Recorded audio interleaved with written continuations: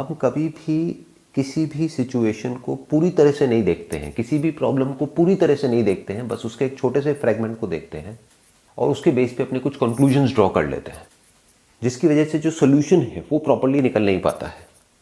तो आज हम कोशिश करेंगे ये जो प्रॉब्लम है जिसको कोरोना वायरस कहते हैं, इसको पूरी तरह से देखने की, क्योंकि तभी हम इसका एक प्रॉपर सोल्यूशन निकाल सकते हैं। आज की डेट में अगर बात करी जाए इस प्रॉब्लम की, तो सिचुएशन ये है कि 80,000 से ऊपर केसेस हो गए हैं और नियर अबाउट 2,500 से ज़्यादा डेथ्स हो चुकी हैं। और जहां 10 दिन पहले तक सिर्फ 2,000 केसेस पर डे की एवरेज आ रही थी, आज की डेट में वो बढ़ करके 4,000 केसेस पर डे की एवरेज हो चुकी है। तो इससे हम क्या कंक्लूजन ड्रॉ करेंगे, हमारा जो माइंड है वो क्या कंक्लूजन ड्रॉ करेगा कि जो केसेस हैं वो बहुत तेजी से बढ़ रहे हैं। लेकिन क्या ये सच है? हाँ, ये सच है, इसमें कोई डाउट नहीं है, लेकिन ये कंप्लीट पिक्चर नहीं है। कंप्लीट पिक्चर क्या है? इसका एक दूसरा एस्पेक्ट भी है, वो ये है कि अगर 10 दिन पहले तक आप देखेंगे तो सिर्फ 10 लाख टेस्ट हुए थे, जिसकी वजह से 40,000 केसेस थे। तो एवरेज कितनी आई? 4%। आज की डेट में जो टेस्ट की एवरेज है वो बहुत ज़्यादा बढ़ गई है। डेली के on an average 1 lakh test हो रहे हैं। तो पिछले 10 दिन में कितने टेस्ट हो गए? 10 लाख और हो गए, यानी कि टोटल 20 लाख टेस्ट हो गए। तो ये केसेस 40,000 से बढ़ करके 80,000 हो गए हैं, ऐसा हमें लग रहा है। एक्चुअल में केसेस नहीं बढ़े हैं, टेस्ट बढ़ गए हैं। यानी कि अगर टेस्ट को और बढ़ा दिया जाए तो हमें लगेगा कि केसेस और बढ़ गए हैं, और अगर टेस्ट को कम कर दिया जाए तो केसेस कम हो जाएंगे। तो कहीं भी मीडिया में, न्यूज में, कहीं पर भी ये बात नहीं हो रही है कि कितने टेस्ट हो रहे हैं और उसके प्रोपोर्शन में कितने केसेस आ रहे हैं। हर जगह पे बात क्या हो रही है? केसेस बढ़ रहे हैं, केसेस बढ़ रहे हैं, केसेस बढ़ रहे हैं, जिससे हमें क्या लग रहा है कि वायरस फैल रहा है, कोरोना वायरस बढ़ रहा है, केसेस बढ़ रहे हैं। ना तो केसेस बढ़ रहे हैं, ना ये वायरस फैल रहा है, टेस्ट बढ़ रहे हैं। क्योंकि एक्चुअल में केसेस क्या है उसको तो अभी हमको कैलकुलेट करना पड़ेगा समझने के लिए कि कितने केसेस ऑलरेडी है इंडिया में। तो एक्चुअल में केसेस नहीं बढ़ रहे हैं, इतने केसेस डिटेक्ट हो रहे हैं क्योंकि टेस्ट बढ़ रहे हैं। तो अब एक बार थोड़ी सी कैलकुलेशन करते हैं कि अभी इस समय एक्चुअल में कितने केसेस हैं इंडिया में। क्या 80,000 है, या उससे कम है, या उससे ज्यादा है? बड़ा सिंपल है, ये परसेंटेज हमारे पास में निकल करके आ रही है, जिसमें कि बिल्कुल क्लियर है कि पहले जब 10 लाख टेस्ट हुए थे तो केसेस थे 40,000, आज 20 लाख टेस्ट हो गए हैं तो केसेस हैं 80,000, यानी कि परसेंटेज कितनी हो गई? 4%। तो बड़ा सिंपल है, जो हमारी कंट्री की पॉपुलेशन है उसको 4% से हम मल्टीप्लाई कर देते हैं, यानी 130 करोड़ इंटू 4%, ये होता है 5 करोड़ 20 लाख, नियर अबाउट समझ लेते हैं 5 करोड़। बट ये तरीका ठीक नहीं होगा, बिकॉज अभी भी इंडिया में बहुत सारी एरियाज ऐसे हैं जहां पर के बहुत ज़्यादा केसेस डिटेक्ट नहीं हुए हैं। जिस तरह से अभी कुछ दिन पहले गवर्नमेंट ने जोन्स में अलग अलग डिवाइड किया था, तो उससे हम एक आइडिया लगा सकते हैं। तो इसमें से 80% को हम हटा देते हैं, यानी कि जो रूरल एरियाज हैं उसको हटा देते हैं, सिर्फ अर्बन एरियाज की बात करते हैं। तो अगर 5 करोड़ में से हम 80% को हटा देते हैं, तो यानी 4 करोड़ हम हटा देते हैं उसमें से। तो आज की डेट में केसेस कितने निकल करके आ रहे हैं हमारे पास में? 1 crore. 1 crore cases on the most conservative side आज की डेट में इंडिया के अंदर है।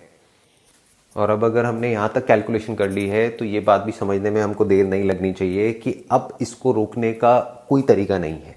यानी कि अगर 1 करोड़ लोग जिनको या तो हो चुका है पास्ट में या अभी है, तो उसको आगे मल्टीप्लाई होने से हम नहीं रोक सकते हैं। यानी 1 करोड़ का 2 करोड़ भी होगा, 5 करोड़ भी होगा, 10 करोड़ भी होगा। एक एंगल से आप देखोगे, अगर बिना सिचुएशन को समझे तो आप क्या कहोगे? अरे ये तो बहुत बुरा है कि अब आने वाले टाइम में 10 करोड़ केसेस हो जाएंगे, 20 करोड़ हो जाएंगे। दूसरे एंगल से अगर आप समझने की कोशिश करोगे तो ये बहुत ही अच्छा है हमारी कंट्री के लिए, क्योंकि इससे हमको क्या समझ आ रहा है कि हम लोगों ने हर्ड इम्यूनिटी अचीव कर ली है। क्यों? क्योंकि डेथ रेट बहुत कम है। इनफैक्ट अगर आप पूरे वर्ल्ड में देखोगे तो सबसे कम डेथ रेट इंडिया में है। तो ये हमारे लिए बुरा नहीं है, हमारे लिए अच्छा है, क्योंकि ये जो प्रॉब्लम है जिसको कोरोना वायरस बोलते हैं, इसका सिर्फ एक ही सोल्यूशन है, वो है हर्ड इम्यूनिटी, ना कि लॉकडाउन। क्योंकि लॉकडाउन आप कब तक कर सकते हो? घर में कब तक बैठे रहोगे? कभी तो बाहर निकलोगे, और जब बाहर निकलोगे तो वायरस तो वहीं का वहीं है, ये तो कहीं जाने वाला है नहीं।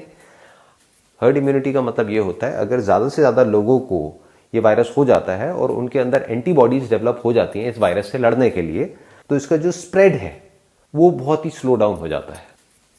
Just to give you an idea, अगर ये वायरस नहीं भी होता तब भी हर महीने इंडिया में ऑन एन एवरेज 6 लाख से ज्यादा डेथ्स होती हैं अलग अलग बीमारियों की वजह से।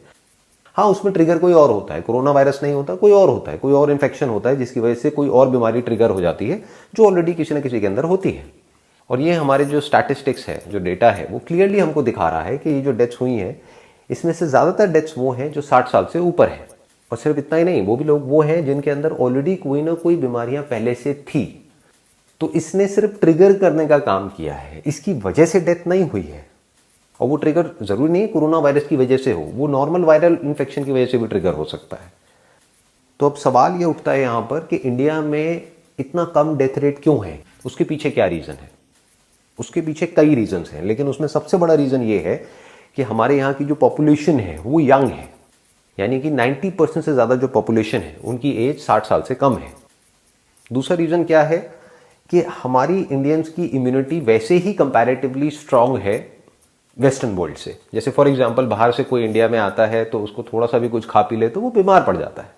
हम लोग अपना चलते रहते हैं, यहाँ पे हमको कोई दिक्कत नहीं है, क्योंकि यहाँ पे ऑलरेडी जो इन्फेक्शंस हैं और अलग अलग तरह के वायरसेस हैं वो बहुत ज़्यादा हैं। तो हमारी बॉडी ऑलरेडी इम्यून है बहुत तरह के वायरसेस के लिए, बहुत तरह के बैक्टीरियाज के लिए।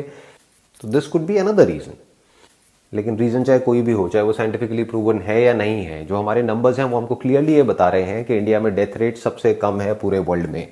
इसका मतलब क्या है कि हम हर्ड इम्यूनिटी को बड़े आराम से अचीव कर सकते हैं, प्रैक्टिकली अचीव कर सकते हैं, बिना हमारा जो पूरा का पूरा जो मेडिकल सिस्टम है उसके ऊपर प्रेशर डालें। तो मेरा हम्बल सजेशन ये है गवर्नमेंट ऑफ इंडिया को कि अब आप इस लॉकडाउन वाले माइंडसेट से बाहर निकल करके हर्ड इम्यूनिटी के बारे में सोचिए, क्योंकि वो ही परमानेंट सॉल्यूशन है इस प्रॉब्लम का। Thank you so much for your time.